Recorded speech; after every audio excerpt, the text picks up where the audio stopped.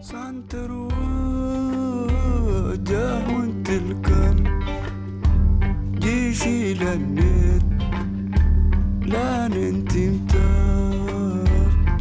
ضم غاران دليا ديوان رسدير جوان أنا قيوان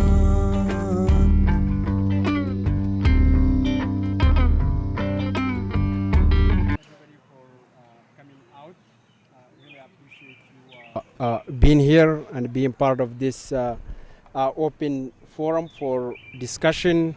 Hopefully, you walk away from here by either learning something, and I'm sure we are going to learn a lot. And I'm just going to talk quickly about what we call the rules of engagement for the conversation. And then Sheikh will introduce the topics that we are going to talk about. And then we are going to start with questions, and people can have the opportunity to talk and say what they think about. So the rule of engagement that we have here is, the first one is listen to understand and not respond. The second one is please challenge ideas, not people.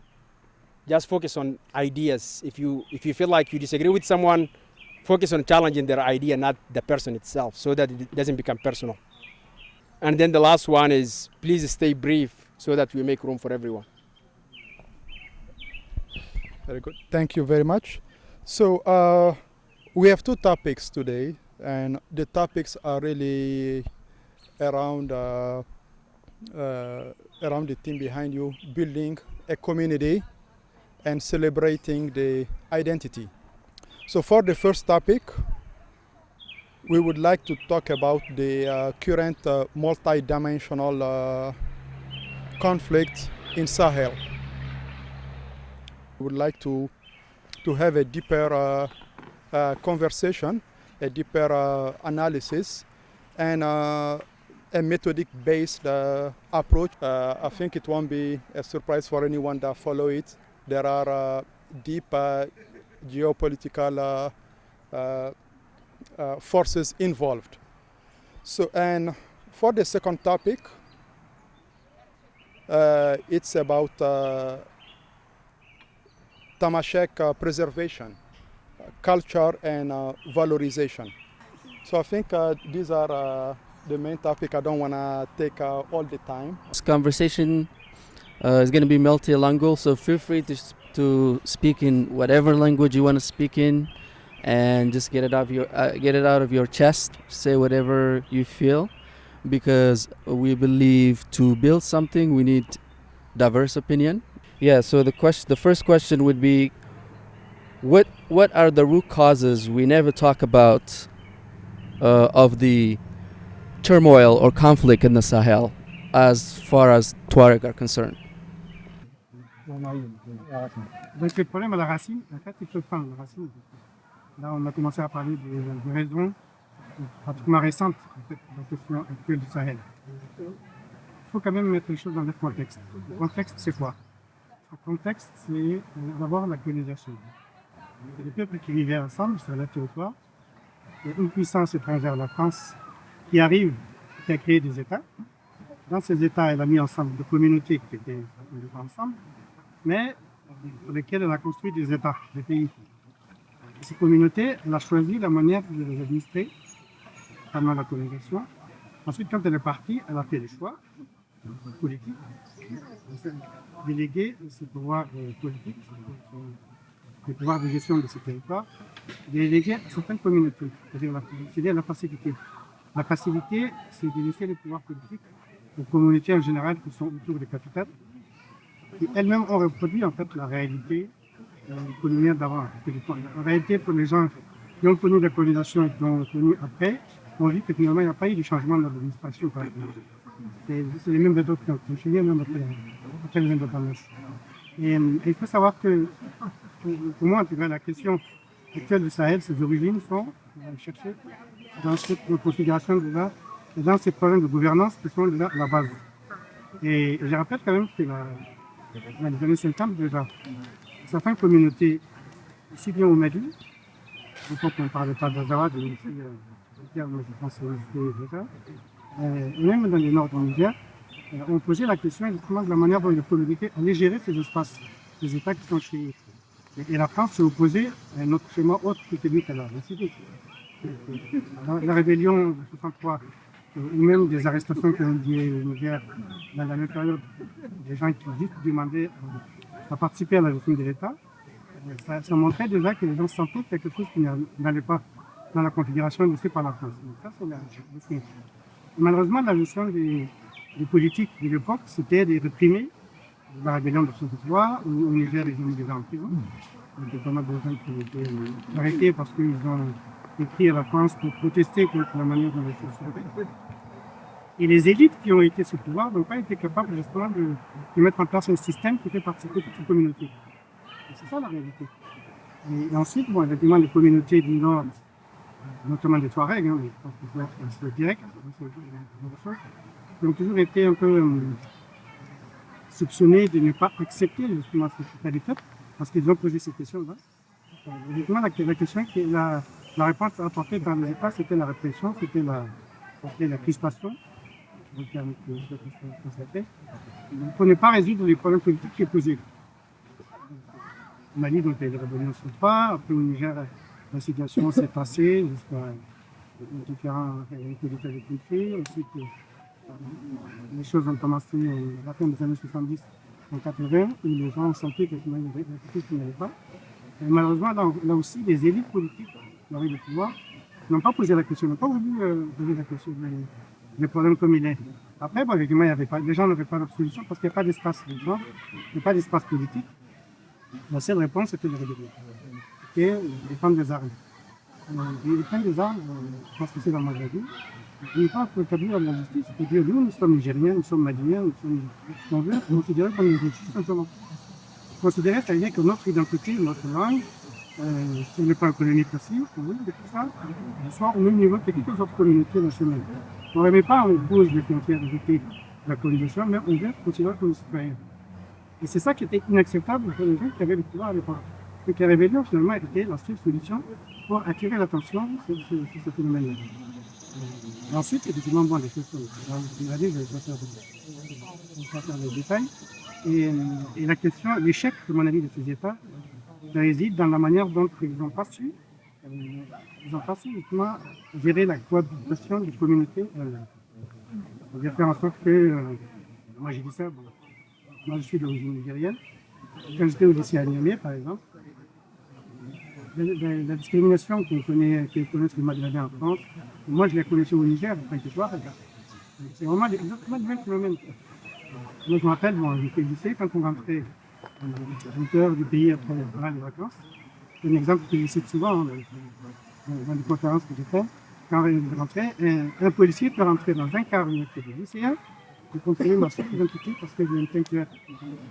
Ça, c'est des réalités que j'ai vécues, c'est pas des choses que continue. Et malheureusement, ça c'est partout. Et ça, c'est fait cautionner par l'administration, par l'État. Ça veut dire que les politiques n'ont pas voulu trouver une solution à ça. Ensuite, évidemment, quand il y a une première rébellion, je pense que vous savez la manière dont les gens ont respecté. Souvent sur la base de la première voiture. C'est pas possible. Si on veut construire ces États, participer à leur construction, être des acteurs, et pas seulement demander des petits avantages, il faut aussi dire les choses comme ça, dire nous sommes Maliens, mais à condition d'être des citoyens. Pour les Nigériens, c'est quelque chose de malheureusement, nos politiques, les politiques Touaregs, en tout cas, bon, c'est-à-dire quelqu'un a parlé des Arabes, des Toubous, des Feuilles, ces derniers temps. Le cas des Touaregs, je considère qu'un pays comme le Niger, même le Mali d'ailleurs, je pense, 60 ans après l'indépendance n'a pas produit un seul leader national Touareg. Il n'y en a pas. Quand je dis leader national, ce n'est pas un premier ministre comme on l'a dit pendant 10 ans. J'entends quelqu'un qui est capable de taper sur la table et de dire ma région, ma communauté, c'est ça qui n'est pas. C'est ça qui n'est pas participé. Je suis Nigérien, je pense que l'intérêt du Niger, c'est aussi prendre en compte ce qui se passe dans cette région-là. Ne pas répondre uniquement par la violence, par la violence, des choses. Donc, je pense que le vrai problème, la racine du problème, il est, le fond du problème, il est dans la manière dont les États n'ont pas su gérer la cohabitation entre les communautés. Malheureusement, ça continue. Donc, une personne a des solutions. Bon, avec une vie personnelle, dans la question du Mali, par exemple, je fais partie des gens qui pensent que la seule solution, c'est contre nos avoir les Mali. Vraiment, dans le respect des frontières reconnues par la communauté internationale, comme c'était plus ou moins marqué dans le dernier accord de paix.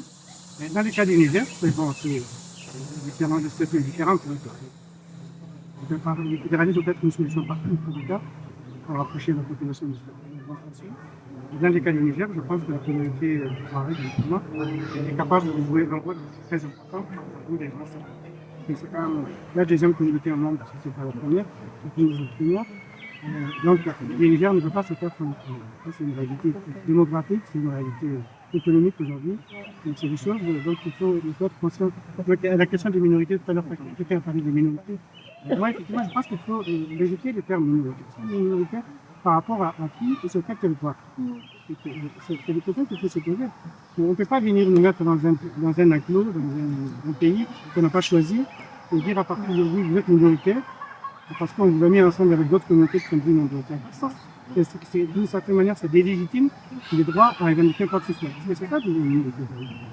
Et quand on est 10% de la population, on ne peut pas prétendre revendiquer la même chose que quand on est 30% ou 40%. C'est pour ça que le terme minoritaire, on est plutôt rejeté. Et la question aussi du nomadisme, tout ça.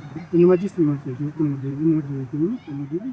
Donc on ne peut pas non plus reprocher aux gens de vivre du pastoralisme, de l'élevage, parce que c'est un autre mode qui vivre tous ces pays-là. Donc il ne faut pas avoir de complexe, et puis maintenant les gens s'attention à la fois éleveurs, cultivateurs, tout ça, donc les mêmes personnes. Aujourd'hui, la question est plus pertinente que ça. Donc, je pense que c'est tout ça qui appelle à réfléchir, en fait, si de revenir ce qui se passe sur ça. Après, bon, évidemment, je ne m'attarde pas sur les questions récentes, sur le djihadisme, parce que c'est pas ma spécialité. Et je pense que le djihadisme était un vernis qui est venu pour s'accrocher à cette réalité, qui a fait trouver et qui a trouvé un terrain favorable. C'est pour ça qu'il a fait. Merci.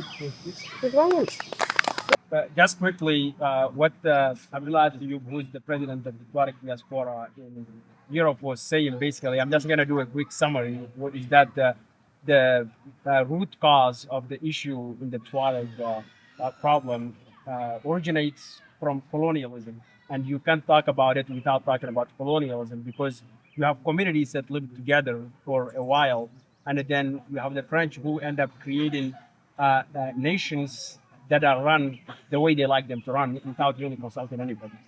And he also talks about statistics of like what do you call minorities and how is that determined, and the way those are done, in his opinion, is completely different than reality. And the last other thing, big point, is the way of life. We talked about Tuaregs being nomads, and that's being used a lot against them, and that's just a way of living. And some of them are not necessarily nomads. There are a lot of different things. So just in a quick summary of the time that we have, I think those are the main takeaways. People just believe what they see on TV or what they read on the paper. So the question is like, how would you respond to individuals who only watch TV and equate Tuareg with terrorist organization?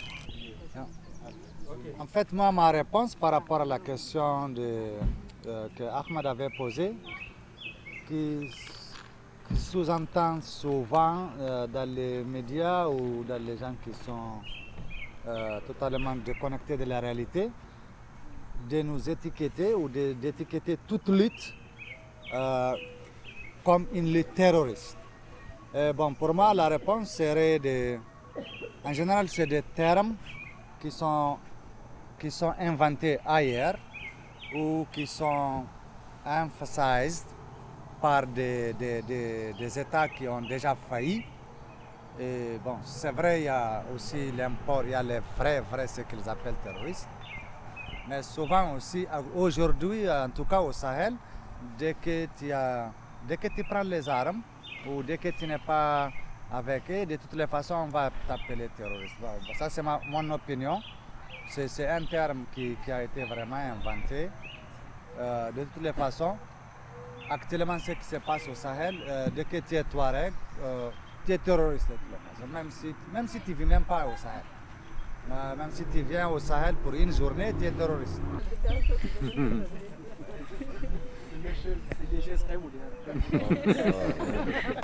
Time is money. Ok. Salam alaikum. Respect tout le monde. Merci. Merci les amis de Blue Mountain qui sont venus. Donc, d'abord, nous sommes mariés au doigt d'Ossan Kulu. Wan notre mage kid wan emaring tumos dans quel mage. Wa d'Ossan Canada, Ghana d'Ossan nemari tan mernet al khairege.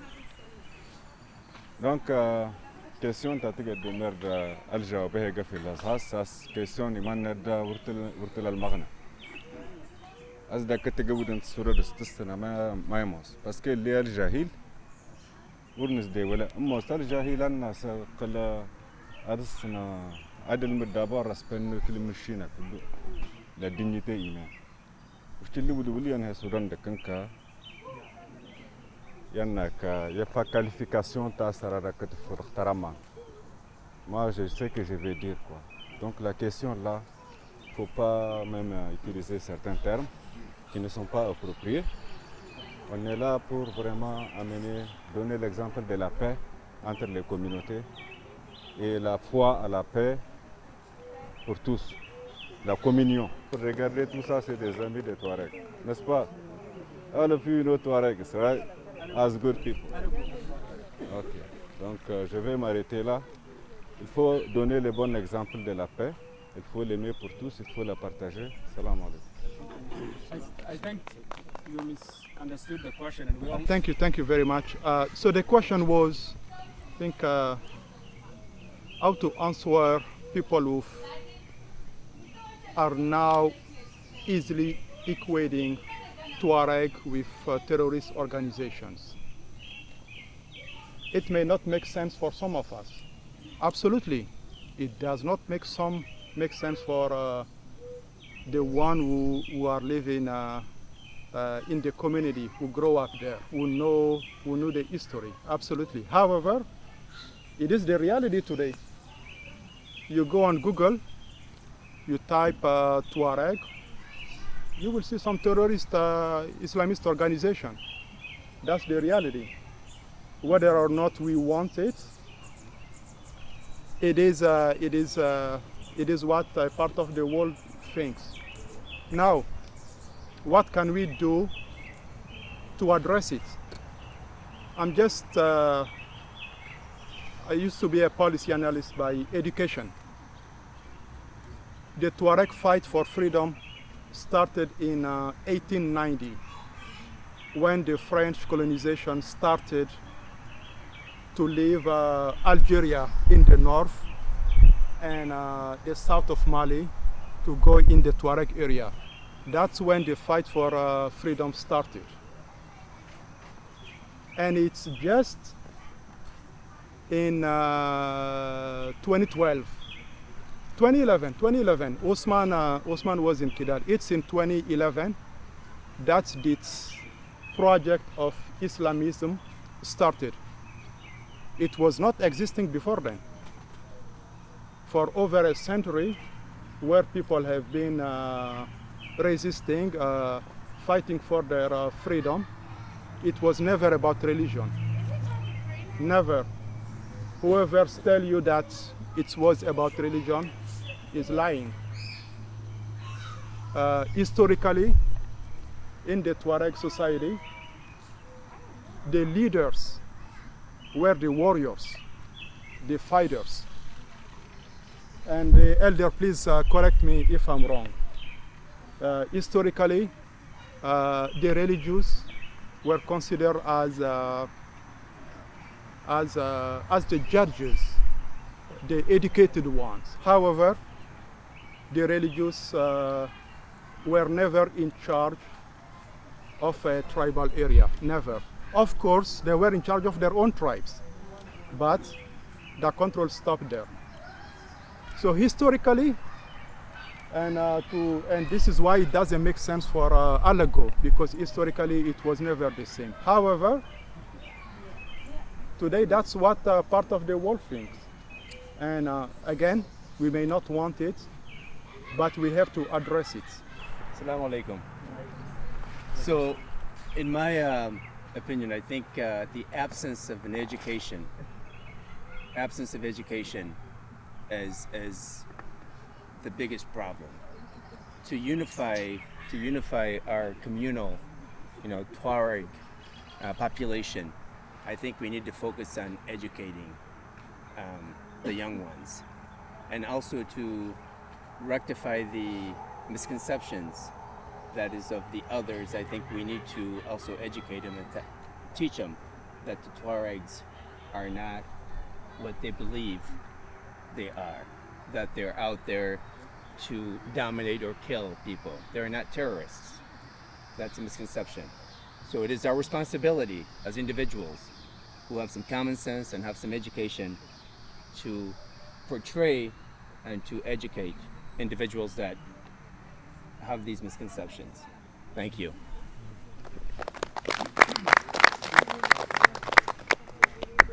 Thank you. Any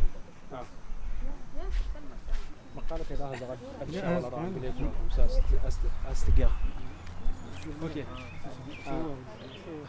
Ouais, en fait, moi, c'est rapide. Hein, donc, c'est juste pour essayer de donner ma réponse à cette question. I'm going to try to give my response to this question. Pourquoi on parle de terroristes quand on parle de Touareg aujourd'hui? Why do we talk about terrorism when we talk about Tuaregs? Moi, je pense qu'il ne faut pas avoir des complexes par rapport à ça. C'est-à-dire que la question Touareg, comme je l'ai dit tout à l'heure, c'est une question qui est intérieure au phénomène terroriste. I think let's not complicate things when we talk about Tuaregs, and because the Tuareg question dates before the terrorism. Et quand le terrorisme est arrivé, And when terrorism came, le conflit existait déjà. the conflict already existed. Et tout le monde reconnaît que la communauté Touareg dans son ensemble And everybody knows that the Tuareg community in its entire n'est pas rentrée justement dans cette voie-là.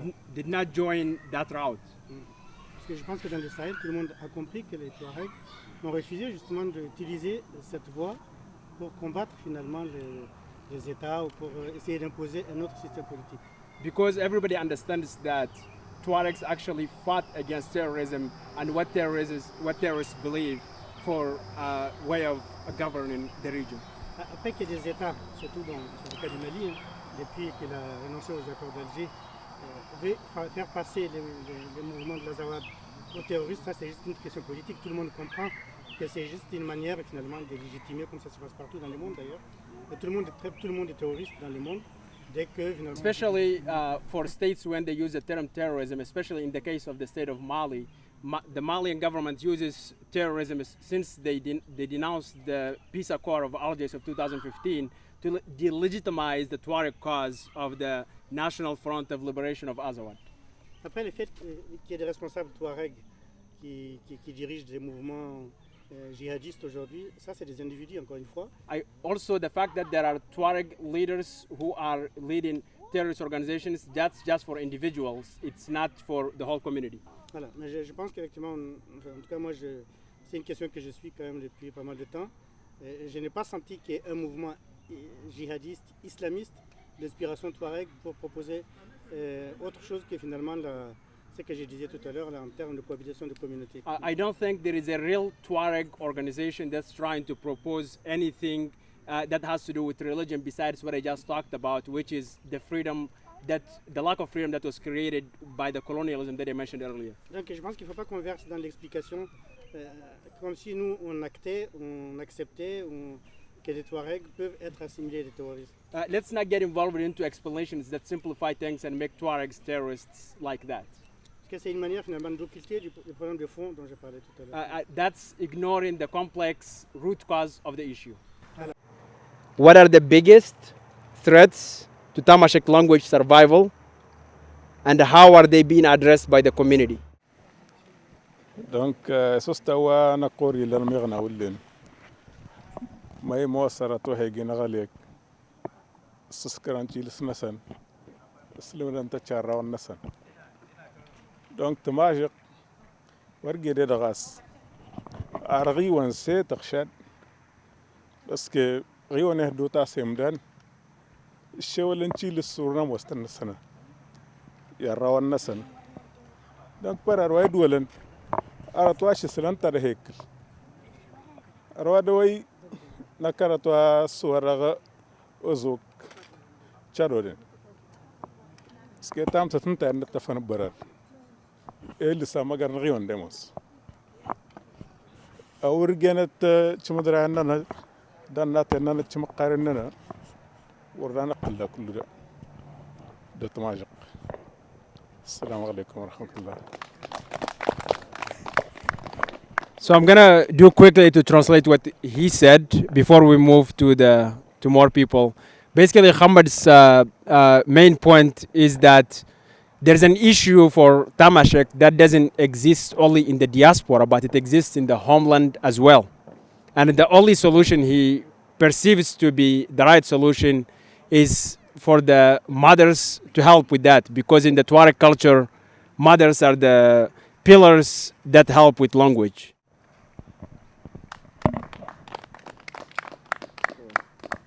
Anybody else? Je voudrais appuyer ce que Mohamed a dit. Donc, la grande partie, c'est l'éducation. Il faut qu'on...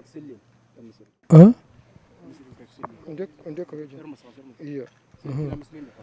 Donc, il faut qu'on apprend aux enfants, à la communauté, aux enfants, tout ça, notre écriture.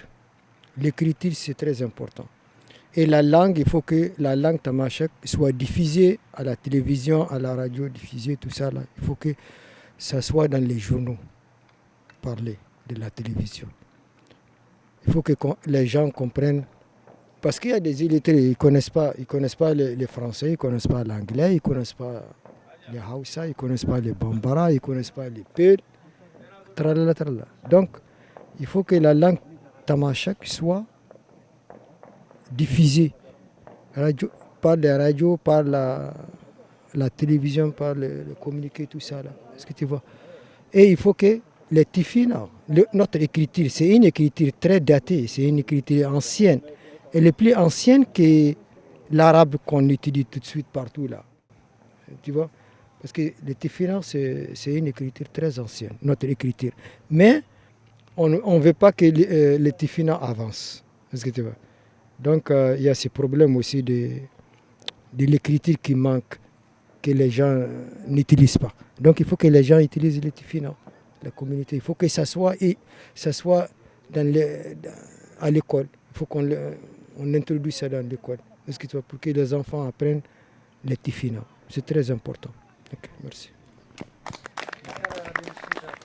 نانميد ناس دا غرزا دارا دا دياسبورا ولا دقيقة لوندونا قمد problem دي او فرايناس دا دي تيد داس problem دي اللي اولنا يتيبا توزلا الدفو نقدر تواري ما دي واسن نغاس هورا دي توقو ان انكوراجي غانا تاقوي فامي كول تاتلت برار عدين الصورة دغيدك دي اكفنتين الساهر امارا ورغيس اتسلم دا برار انك دغكال واس ورقي النسن فدامة دي ورقي ايو دغكالا هانتو غاوة لنياد قوتنين نصانا سورغيس مشان نتاقن كوراجي نيتيدن دغيدك دي ادغسين الصورة دياسبورا اسمان تا l'organisation نمالي نناغن قوماس ادونكس بروغرام ناس مجن ناس ادنا فرتلالت ادونكس بروغرام غاس امكوزا نيلال يفامي تين مدي كلاس تين مدي سما قسم برارن غريسن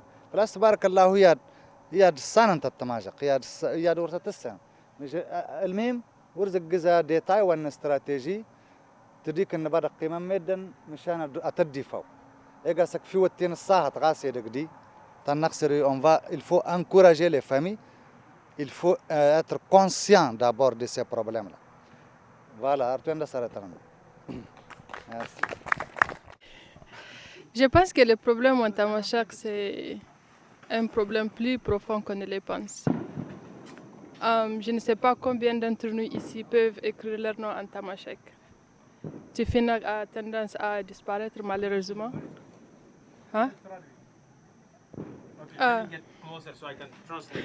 Maybe I have a... Go ahead.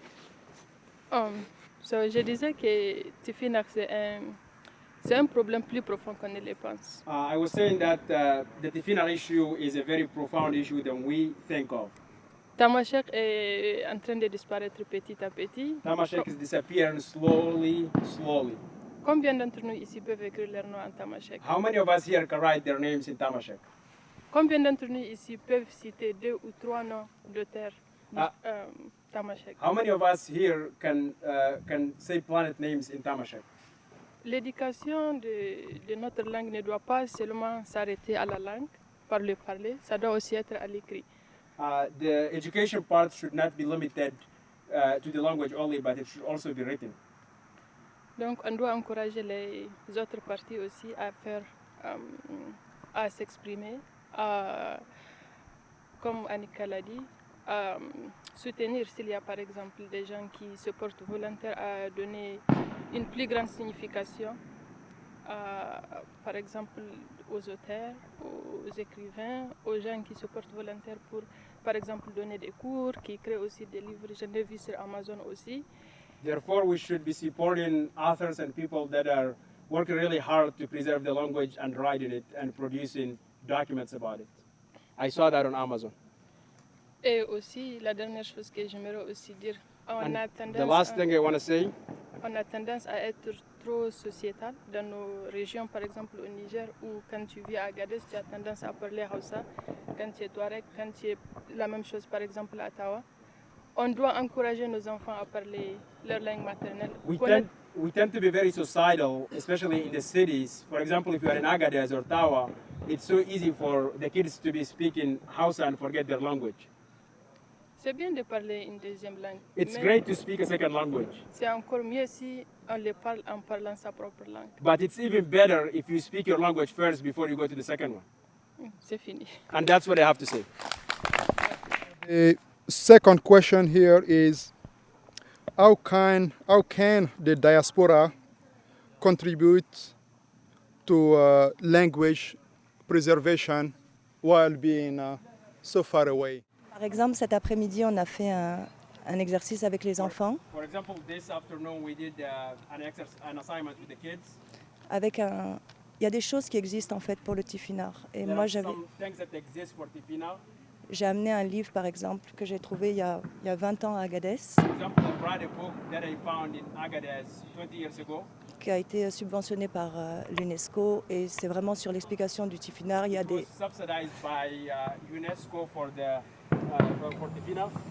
En fait, pourquoi j'explique ça?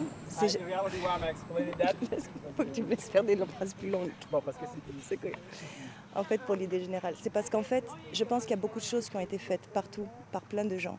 Et en fait, ce qu'il faut, c'est qu'on centralise. Le problème d'oralité, c'est pas qu'il n'y a pas des choses qui sont faites, c'est qu'il faut qu'on arrive à centraliser tout ce qui existe déjà et en faire une banque. Parce que, par exemple, le livre, je l'ai montré, il y a plein de gens qui ne l'ont pas vu. Pourtant, c'est des gens qui étaient à Agadez, là-bas. Il y a des tas de choses qui ont été faites. Et je pense que... In fact, it's not that there is no material in the subject, but the issue is that there is no database for what exists already and people don't know about it. For example, this book, most people didn't know what it was. Mais il y a... Ou même ce que Iknan a fait, par exemple, c'est un autre style, c'est la même chose, mais c'est quelqu'un d'autre qui l'avait fait 20 ans avant. C'est juste, il faut digitaliser les choses pour qu'on ait des archives, qu'elles soient des archives de photos, de sons, de toutes les images, tout ce qu'on a. L'avenir, c'est le digital et la technologie. Even for example, what Iknan did was done a while ago, and the future is in digital world. We need to archive things digitally so people can have access to them. Mais ça va des archives personnelles, des photos de famille, des conversations, des cassettes, de tout ce qu'il y avait, des écritures. Tout ça, il faut qu'on se fasse nos propres archives nous-mêmes, en fait. It goes from personal photos, family photos, archives. We have to create our own archives. Et tout le monde pourrait y participer, et c'est de manière digitale, partout où tu es dans le monde, que tu sois... Everybody can participate, especially in a digital way. Regardless of where you are in the world, you can participate. Et on va pouvoir se raconter nous-mêmes comme on a envie de se raconter, pas par le filtre de quelqu'un d'autre. And we can have our own narrative instead of someone else telling us what to say and what not to say. C'est tout. And that's all I have to say. Une minute seulement. Une minute. Donc je voudrais appuyer ce que Madame a dit là. I would like to add more to what she said. En 2010, J'étais invité à l'université de Boston, Harvard, la plus grande université des États-Unis. Donc pour une réunion de linguistique. Yeah. Et celui qui aura la chance d'aller à Harvard, aujourd'hui il va avoir mes audios, mes cassettes et puis ce que j'ai laissé là-bas, à l'université de Harvard. Harvard would have a chance to have access to the audios that I left there. Yeah. Bon, je ne sais pas si l'université, les étudiants quand même, je suis sûr que les étudiants étudient ces audios et ces écritures, mais je ne sais pas s'ils les envoient dans les autres pays ou pas. I know that the students are studying these audios, but I don't know if they share them or not. Mais elles sont là-bas. L'écriture et puis les audios sont à la bibliothèque. But the writing and the audios are at the library. Oui, Tagaran. Tagaran, how to preserve our language here, or how to. We will say yes. The association, the organization has. The organization is open to any suggestion from the community member, so that we can come out with something, hopefully soon.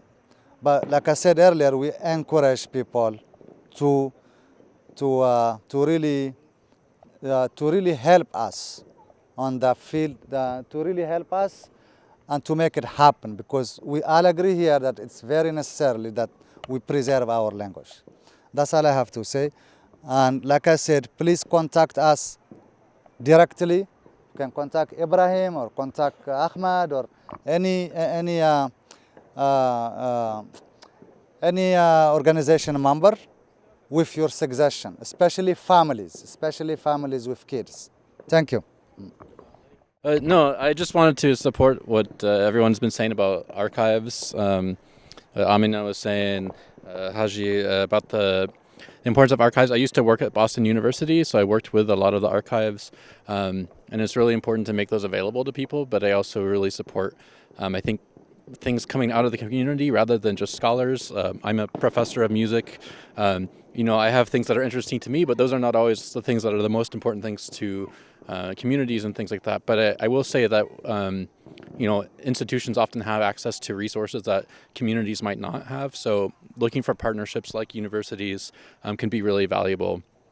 And just to cite two resources that come to mind right here in Bloomington at the Indiana University, there was a scholar in the 1980s, Carolyn Card, who did research on Tuareg music in Mali, in Niger, in Algeria, and her recordings are here in the archive at the university. I'm glad to hear. I was not familiar with your recordings at Harvard, so now I'm in Boston, so I had to go check those out. But earlier this year, I was also in Niger, and I had a chance to meet with El Haji Akoli Dawal, and he had shared that there's a scholar in France who's in the process of digitizing a lot of his materials. As you may know, he was the first Tuareg journalist, Tamashek-speaking journalist in Niger. So he has some really amazing resources that are in the process of being archived. I forget which institution, but you can follow up with me and I can look that up and share that with you. So, thank you. Thank you so much. Assalamu alaikum wa rahmatullahi wa barakatuh. So just to like piggyback off what everyone said, I think one of the problems that we encounter here as diaspora in America and in youth is me growing up, I always did have a love to and a desire to learn Tamashek, but one of the things that I found hard was to find resources that were catered for me, because recently I found a dictionary Tamashek but Francais, so and I don't really speak good French, so part of these archives is yes, we need to develop the archives, but we also need to develop the resources to put into these archives that are suitable for kids here in America, because kids here in America, more likely than not, will probably not be speaking French, and majority of the resources are in French. So my main point is that here in America, we have an advantage and resources to things that people back home don't have.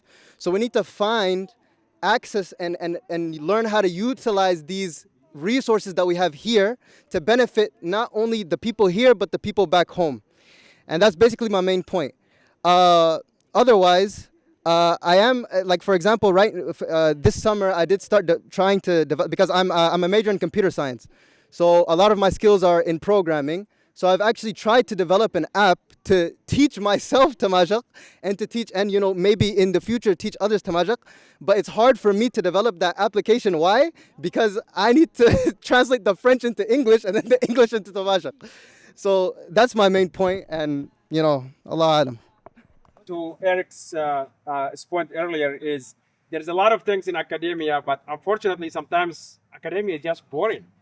Even, maybe people, there's a joke out there that even their families, the professors' families or whoever is published in academia, don't read their papers. So maybe podcasting or other resources are way more easier to digest than academic papers. The last question we're going to talk about before people go party, because it seems like that's more important than these things, is how do we see Tuaregs within the Amazigh world at large? Because it's interesting, because a lot of people would tell me, one day I met someone who told me, he was telling me about Berbers, about Amazigh, and all of a sudden he tells me that he's Tuareg descendant and he really doesn't like Berbers. I was like, wow, that's so interesting, because the Tuaregs are Berbers. So we see a lot of these stigmatizing challenges, even though the Tuaregs are, there's a huge distinction between the Tuaregs of the South Sahara and the Amazigh of North. There is this challenge that happens of not knowing who are the Tuaregs, how do they fit into the Amazigh society in general. And again, the question is, how do we see Tuaregs within the Amazigh world at large? Non, en fait, c'est vrai que c'est une question qui revient souvent. Même chez nous, beaucoup de gens pensent que les Amazirs, c'est les autres et qu'il y a une différence entre Amazirs et Touareg. En fait, c'est simple à comprendre parce que les gens n'ont pas l'habitude. En fait, ils se sont découverts il n'y a pas longtemps, en réalité. C'est-à-dire les Touaregs et les autres Amazirs.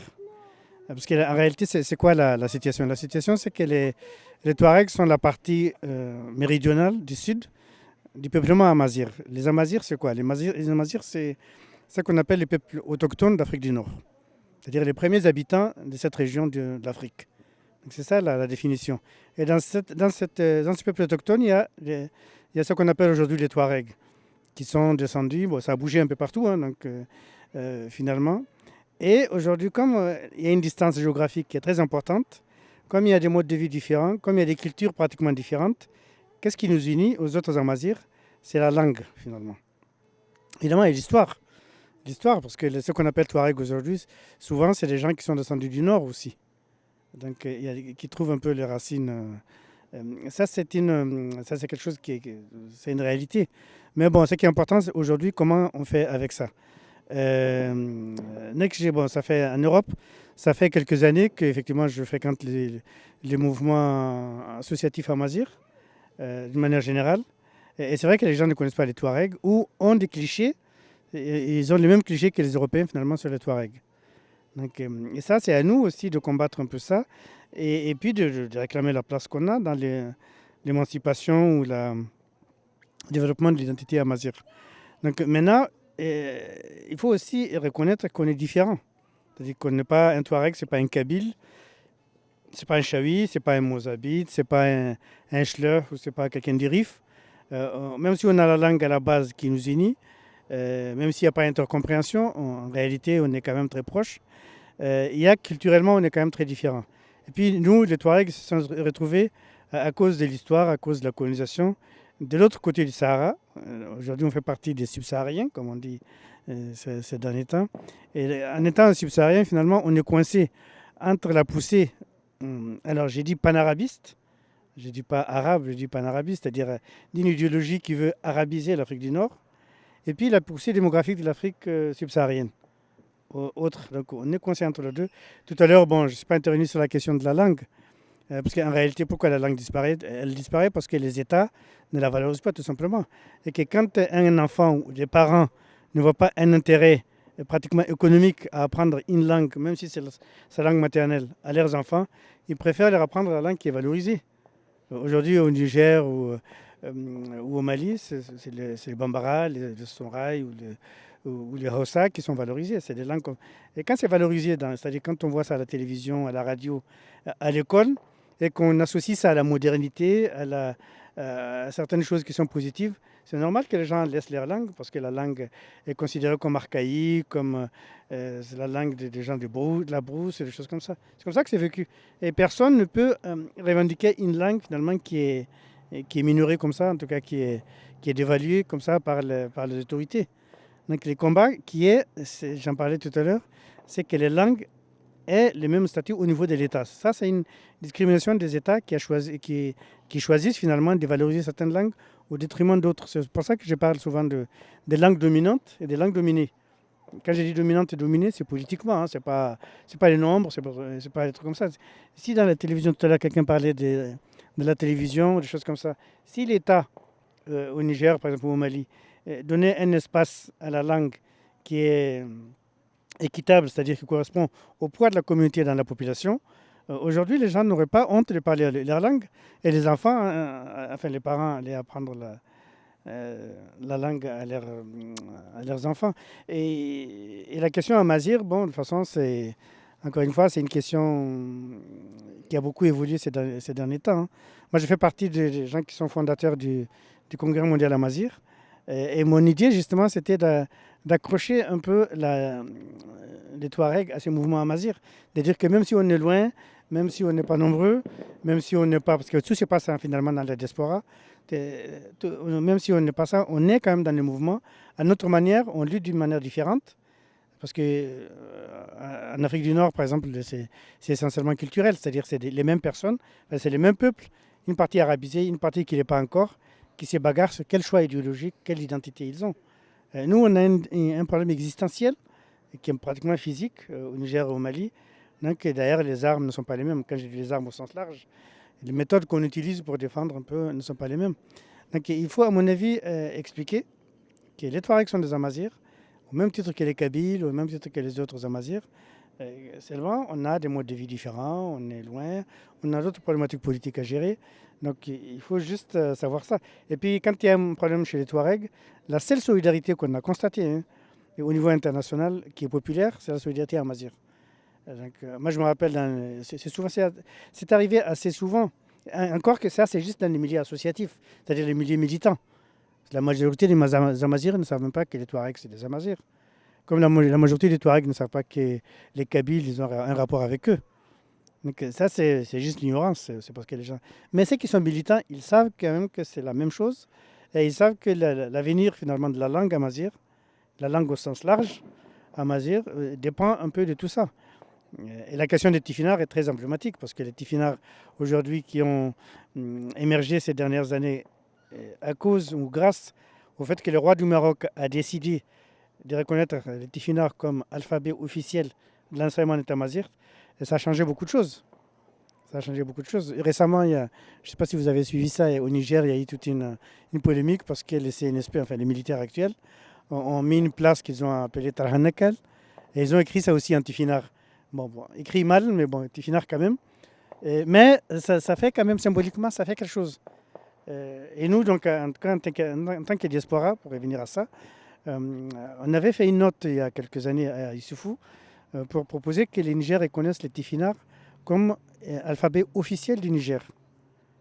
Parce qu'à partir du moment où les Touaregs sont, je disais tout à l'heure, la deuxième communauté en nombre, ils sont partout au Niger, dans toutes les régions du Niger, et que c'est un alphabet très ancien, comme ça a été dit tout à l'heure.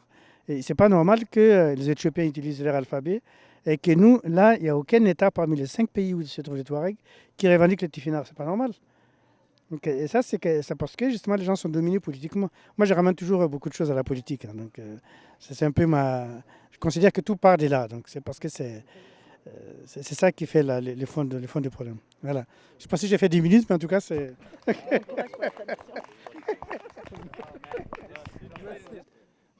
So basically, to try to summarize what Atoyub said is basically the Tuaregs are Amazigh, but they face different challenges.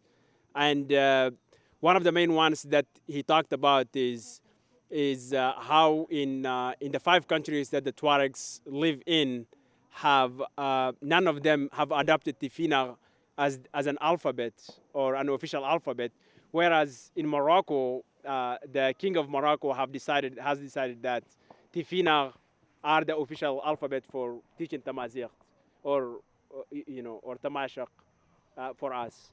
And the other main point he mentioned is the reality is that the Tuaregs have different political realities than the Amazigh of North, the Kabils, the Rifs, the Shawis, because the Tuaregs have a physical threat against them, which makes them or pushes them to take weapons to try to fight against that physical threat, which is not the case necessarily for the Amazigh of the North, who have issues with mostly that are not necessarily physical, but more language issues. Bonsoir à tous et toutes. C'est juste des questions de réflexion, de remerciements. Dans le cadre humanitaire, la crise nous a amené à avoir vraiment énormément de nombres de réfugiés. Je n'ai pas les nombres exacts en ce moment, en général dans les Sahel, mais spécialement les Touaregs. On est un peu partout dans les pays voisinants. Donc, on fait, l'année dernière, en 2024, on n'a pu collecter que 16% des fonds nécessaires pour ces réfugiés et ces déplacés internes. 16% en 2024. On est en 2025. Donc, ma réflexion, c'est quoi? Est-ce qu'il faudrait... C'est-à-dire, ces fonds sont destinés aux étudiants, aux élèves, aux enfants pour être scolarisés. Donc, il y en a des milliers et des milliers qui sont plus scolarisés. C'est destiné à la malnutrition, donc les enfants qui sont en train de mourir de faim. Qu'est-ce qu'on fera de ces enfants quand ils vont grandir non scolarisés? Est-ce qu'il faudrait aller pour gérer des crises et avoir des paix sur papier sans réellement penser au retour de ces réfugiés à leur pays? Donc ils font le choix, ils doivent faire le choix crucial de retourner se faire tuer ou rester dans la misère dans ces camps de réfugiés. Donc c'est vraiment des réflexions qu'on aimerait que chacun d'entre nous ici puisse se poser et en discuter. Peut-être l'année prochaine, ce sera le thème qu'on va développer. Et je vous remercie. Merci beaucoup. I would like to do a quick to summarize, not word by word, but she would like us to do an introspection. And the reality is, without going too much into politics, there are facts. We could talk about facts, but again, no need to talk about those right now. But the reality is we have a large number of the Tuareg people and the Arab people and some of the Fulani people in northern Mali are refugees right now. And I was saddened recently to see stories about some refugees, the lucky one, based on what she said, but those are some of the lucky ones. They started their education in the refugee camp in Mauritania in 2012. And they just finished their high school while still being refugees. Their whole education, the only thing they have known is a life of refugees. So, and last year, 2024, they calculated the need, and they were able to have only 16% of the need, 16%. And those 16% were, some of those were prioritized for education of those kids, again, some of the lucky ones, and also to fight malnutrition. And currently there are refugees who basically are wondering, should they stay continue to live as refugees in Mauritania, in Algeria, in Niger, in those difficult situations where only 16% of the need is met, should they continue to do that? Or should they go back to Mali, where they came from, and in many cases face death? So I think she would like us to do that introspection. This topic will be covered more next time. However, there is the need. The need is not going to wait for next year. Last year, 16% of the need was met. Again, without being too political, but I'm sure a good amount of that came from the US. So yes, that's the idea really to continue thinking about it. And also I think I will encourage everyone to share their thoughts and see what we can all do to at least help those refugees. Autre chose déjà raté. Okay, that's all. Thank you. So thank you all for your attention. I know we were holding you back from music all this time, but we think it's worth your time and our time. It's necessary. This is the end of this discussion.